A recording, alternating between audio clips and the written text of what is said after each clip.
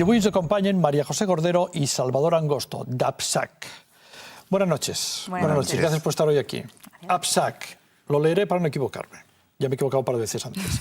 Asociación Balear de Superdotados y Altas Capacidades. Superdotados y altas capacidades. Empecemos por el principio. ¿A quién consideramos superdotado y con altas capacidades? Bueno, las altas capacidades englobarían lo que se denomina superdotados. Las altas capacidades englobarían superdotados, talentos simples y múltiples. Entonces, digamos que hablar de superdotados es mucho más restrictivo que hablar de altas capacidades intelectuales, que es el término que se utiliza más genéricamente en la actualidad.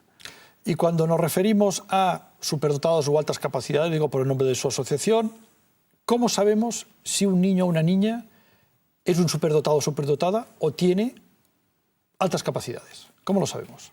Pues para eso tiene que hacerse un estudio completo, complejo, por un profesional de la psicología, un psicólogo, psicopedagogo especialista en altas capacidades, y consiste en una valoración donde se analizan todas las inteligencias del niño, del joven. La parte emocional se descarta o confirma un posible TDA o dislexia porque se puede ser de altas capacidades y tener otra característica.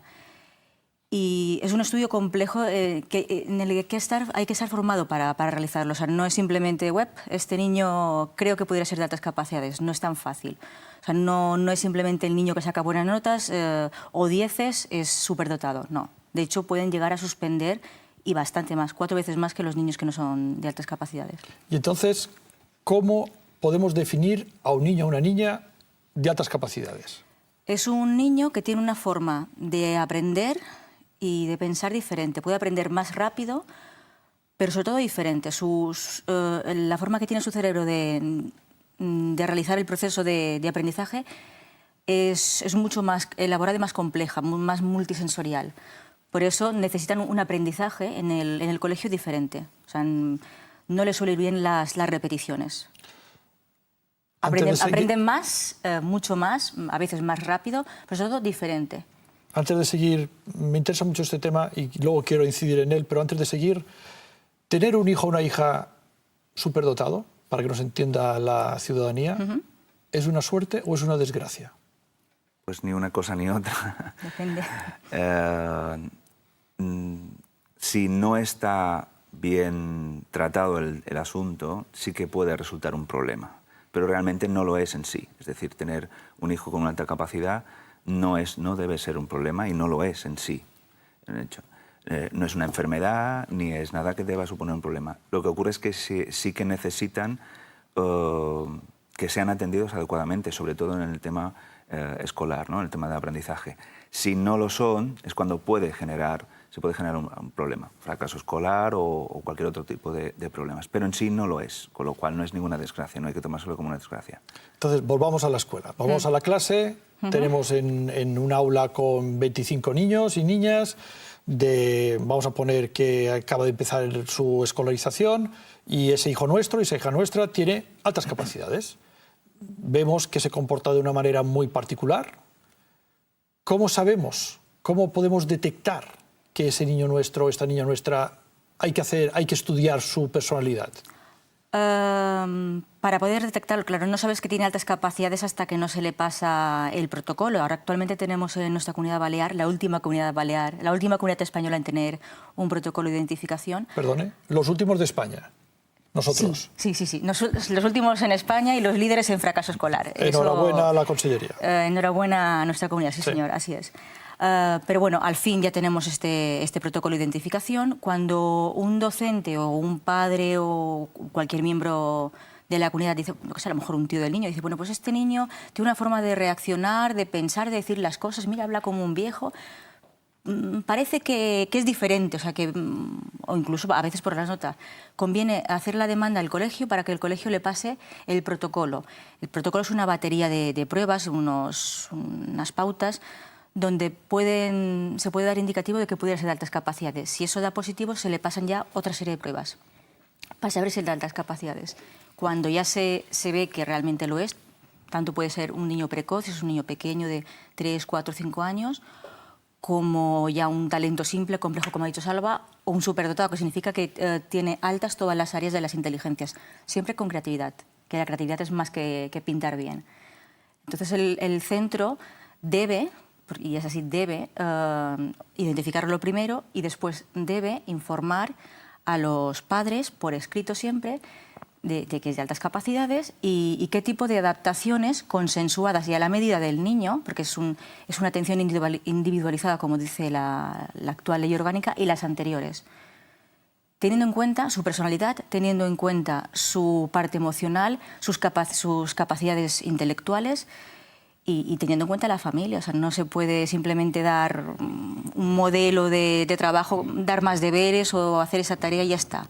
Es mucho más complejo y más hermoso. La educación de este modo es mucho más hermosa y repercute favorablemente a todo el aula, si se hace bien.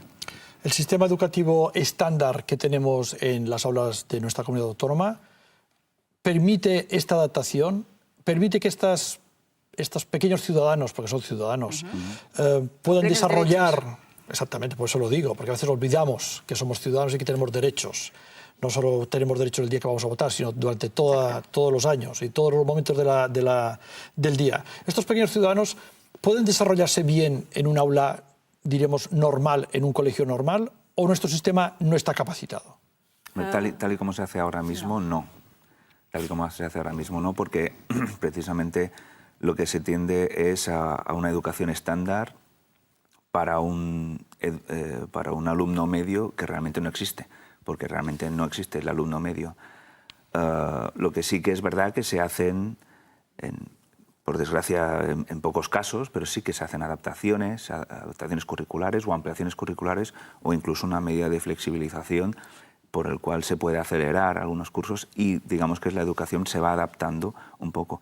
Pero por desgracia son pocos los casos, empezando porque son pocos los casos identificados, con lo cual hablamos que de la población escolar que hay en Baleares debería haber alrededor de los 12.000 escolares y de instituto de altas capacidades y realmente los datos oficiales hablan de 700. Con lo cual, de 12.000 que según la estadística debería haber, sí, tenemos 700 señalados y en proceso de identificado y adaptado a su clase. 700 no, identificados. No. Ah, no, ni siquiera adaptados. 700 identificados. De esos 700, solo a algunos se les hace se toma alguna medida.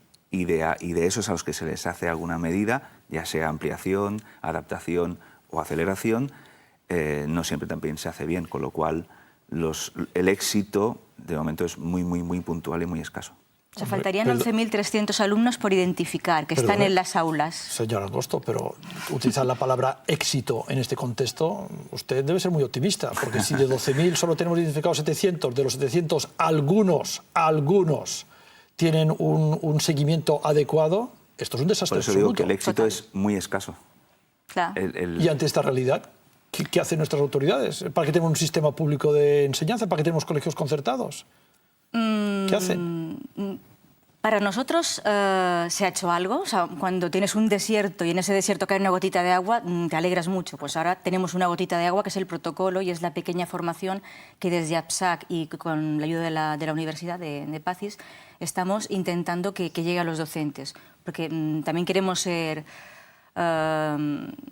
pensar en los docentes. Los docentes, algunos, evidentemente, hay personas de todo tipo, algunos no quieren, pero la mayoría es que no están formados, o sea, no hay una formación adecuada para los docentes. Por lo tanto, es muy difícil que ellos hagan cambios en las aulas si no saben qué hacer, si nadie los ha formado. Y eso es lo que pedimos nosotros a la Administración. Por favor, formad a los docentes, formad a los orientadores adecuadamente, porque si tienen la obligación las administraciones y profesionales de identificar y adaptar a estos niños, ¿cómo lo van a hacer si no lo saben? Es que es imposible. Y aquí hay un gran damnificado, que es el niño y el joven, que queda abandonado, en este caso discriminado. Porque si hemos dicho que, siendo muy restrictivos, o sea, muy conservadores, la cifra sería de 7% de altas capacidades, que es a nivel mundial, se da en igual proporción en todo el mundo, no hay diferencia entre razas, sexos, y de ellos un 2% son superdotados, queda mucho, mucho, mucho por hacer. O sea, y además que algunos de ellos tienen TDA o dislexia o Asperger, o sea que realmente se tiene que hacer un trabajo intenso de formación por parte de las autoridades, formación dentro de la facultad, formación continuada y información a las familias, asesoría, que eso es un trabajo que deberían hacer las administraciones, que además está legislado todo esto. Y actualmente quien está haciendo ese trabajo de informar, asesorar a familias, incluso a docentes, es APSAC. O sea, la formación siempre es la clave de toda acción. Señora Cordero, yo saco una conclusión de lo que usted me dice. Dígame. Que estamos destruyendo la vida de muchos niños nuestros. Sí, estamos destruyendo el futuro. No solo fracaso escolar, no solo fracaso académico, sino fracaso personal. O sea, a eso me refiero. Fracaso personal. O sea, hay muchos niños que acaban ha dicho, somatizando. le cojo una prueba que usted ha dicho. El aprendizaje por repetición no es el camino. No, y aquí lo que hacemos es repetir. Estamos destruyendo a ese niño. Frustración, somatizaciones, ansiedad, no quiero ir al colegio, me aburro. Niños que con 4 o 5 años ya presentan somatizaciones, me duele la cabeza, me duele la barriga y además sienten dolor, no es que finjan. Y van al pediatra y empiezan una espiral de algo le pasa al niño y realmente no hay enfermedad física, lo que hay es un sufrimiento tremendo porque están en un medio que no corresponde. Y no deberían nunca llegar estos niños, por ejemplo, a salud mental, niños con ansiedad, con depresión, con tal. De trasfondo, ¿qué encontramos? Unas altas capacidades no identificadas y no tratadas. Eso es una aberración, claro. Una aberración. Ustedes al llegar aquí me han entregado este cartel que ahora mostraré a la pantalla, a la cámara. Aquí, lo vemos aquí, un momento, aquí, perdón, me había cogido el que no era, la cámara. Ustedes han organizado unas jornadas en la universidad. Vamos a invitar a todo el mundo, a todos los padres y madres que crean que sus hijos están en estas circunstancias, o a los profesionales, no sé cómo lo han montado ustedes, me lo acaban de entregar. ¿En qué consisten estas jornadas? Vamos a ver, estas jornadas son el 28 y 29 de abril en el edificio Guillén Cifre de Codoño de la universidad. ¿En qué consisten estas jornadas? Pues fundamentalmente, como pone en el cartel, son las cuartas jornadas que se organizan para el tema de altas capacidades intelectuales en Mallorca. Y estas están enfocadas sobre todo al tema de intervención en la aula, es decir, a diferentes tipos y métodos educativos de intervención, de cómo aplicarlos dentro del aula. Hasta ahora habían sido jornadas sobre todo orientadas al tema de concienciación social y de información y de formación fundamentalmente a docentes sobre qué eran las altas capacidades para derribar según qué mitos. En estas, como ya afortunadamente tenemos un protocolo de identificación que esperemos que siga funcionando y ese tema digamos, está por resolver, pero bueno, ya se ha iniciado el proceso. Ahora tenemos que ir más allá y ver qué vamos a hacer con esos alumnos a los que ya vayamos identificando. Y ese es un poco el objetivo de las jornadas. 28 y 29 de abril en la universidad, pero, como dar todos los datos es un poco complicado, si alguna persona quiere acudir aquí a estas jornadas o alguna persona que no puede ir a las jornadas está interesada en saber si su hijo o hija tiene altas capacidades o quiere informarse o tiene dudas, ¿a dónde se puede dirigir? Pues bueno, una cosa maravillosa que está pasando con las jornadas, ya pasó con las anteriores, es que ya no hay entradas, o sea, se han agotado. O sea, realmente hay un deseo por parte de las familias y de los docentes y los orientadores en conocer. Hay una mini revolución que esperemos que continúe para que esto avance. Ya no hay entradas, pero si tienen dudas, quieren contactar, creo que mi hijo, creo que mi alumno pudiera ser, evidentemente siempre los profesionales a la consejería, pero nosotros, APSAC siempre está abierto en nuestro correo electrónico info@apsacbaleares.com. Tenemos unos teléfonos de contacto, en Facebook también estamos. Tenemos ahora en pantalla, pueden leer nuestros telespectadores y ustedes también, la página web de su asociación. Ajá. Entrando en esta página web, exactamente, pueden informarse. Exactamente, y pueden contactar con ustedes. Están los contactos y de ahí pueden hablar con Salvador, conmigo y con otros miembros. Y bueno, y bienvenidos todos. María José Cordero, la idea es colaborar con la sociedad, con los chicos. Exactamente, por eso hemos hecho esta entrevista. María José Cordero, Salvador Angosto, muchísimas gracias y mucha suerte. Y si necesitan algo de nosotros, aquí nos tienen. Muy bien. Gracias. Muchas gracias. Gracias.